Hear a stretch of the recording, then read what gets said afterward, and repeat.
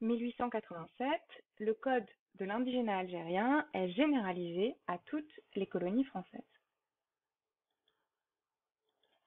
Le code de l'indigénat est un ensemble de règles et d'infractions spécifiques aux indigènes algériens. Il est établi à partir de 1875. Il est adapté et importé dans d'autres colonies. D'abord en Cochinchine en 1881, puis au Sénégal et en Nouvelle-Calédonie en 1887. Les peines peuvent être prononcées sans jugement par les administrateurs des territoires qui bénéficient donc de larges pouvoirs disciplinaires. Nous l'avons vu, ce code fut d'abord créé pour l'Algérie. Quel est alors le but de la généralisation de ce régime spécifique dans l'Empire français et quelles conséquences a-t-il pour les colonisés? Ou, plus simplement, quelles sont les ambitions de la généralisation du code de l'indigénat dans les colonies françaises? Quelles sont les conséquences de son application sur les populations colonisées? Et enfin, quelles ont été les critiques à l'égard de ce régime juridique spécifique? Commençons d'abord par les raisons ou les ambitions de la généralisation du code de l'indigénat algérien. La question est alors, pourquoi la Troisième République française généralise-t-elle ce code dans ses colonies? Alors, première ambition, première raison, ce régime juridique permet à la Troisième République de maintenir l'ordre colonial dans l'Empire français. Ainsi, le code de l'indigénat, qui est publié par le gouvernement général de l'Algérie en 1875, liste les infractions spéciales qui sont réprimées. Alors, par exemple, les manquements au respect de l'autorité coloniale et de ses représentants sont particulièrement visés.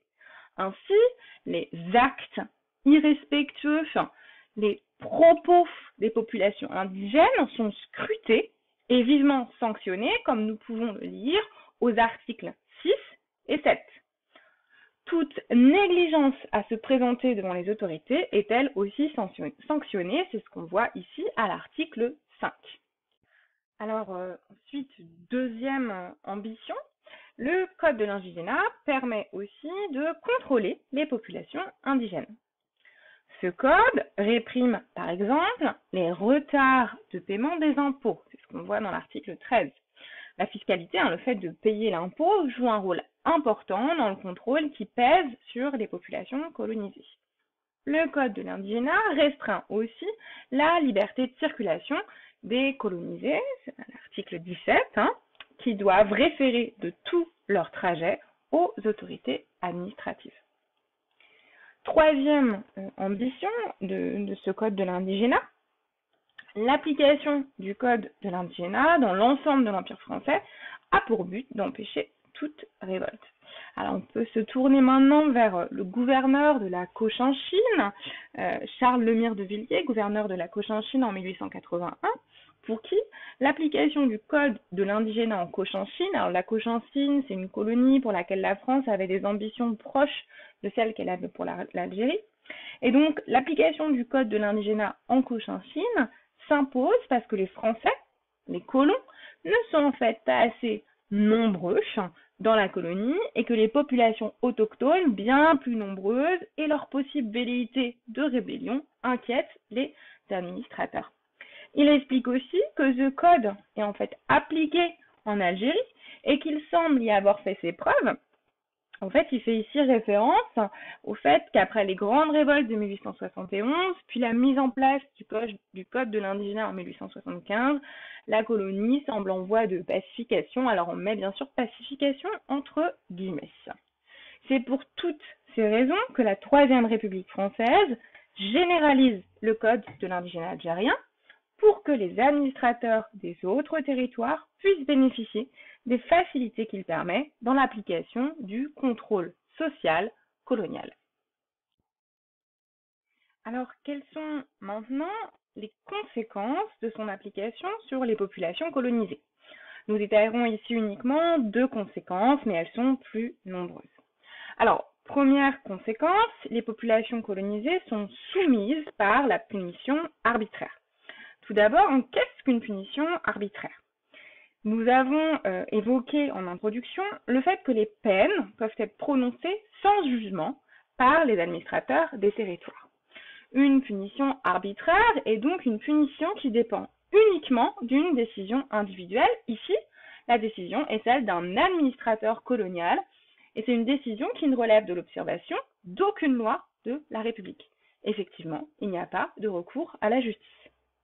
Alors, on retourne voir Charles Lemire de Villers, le gouverneur de la Cochinchine, pour qui il faut que l'autorité des administrateurs coloniaux soit renforcée, qu'ils puissent prendre des sanctions rapides et efficaces pour faire respecter leur autorité sans avoir à passer par un juge et à passer par les lenteurs des procédures judiciaires. Ici, il soutient clairement le principe de punition arbitraire dans les colonies.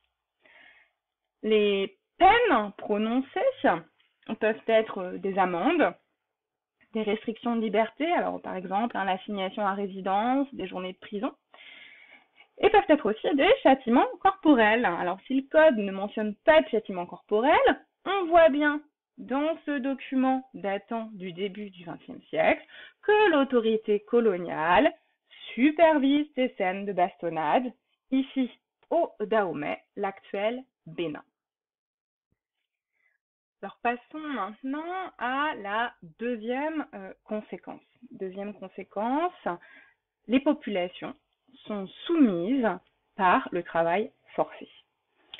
Les punitions prononcées dans le cadre de l'usage du code de l'indigénat sont progressivement transformées en journées de travail. D'après ce document, 53% des punitions sont converties en journées de travail en 1905. Ces journées de travail permettent aux colonisateurs de bénéficier d'une main-d'œuvre gratuite pour développer des infrastructures dans les territoires qu'ils contrôlent.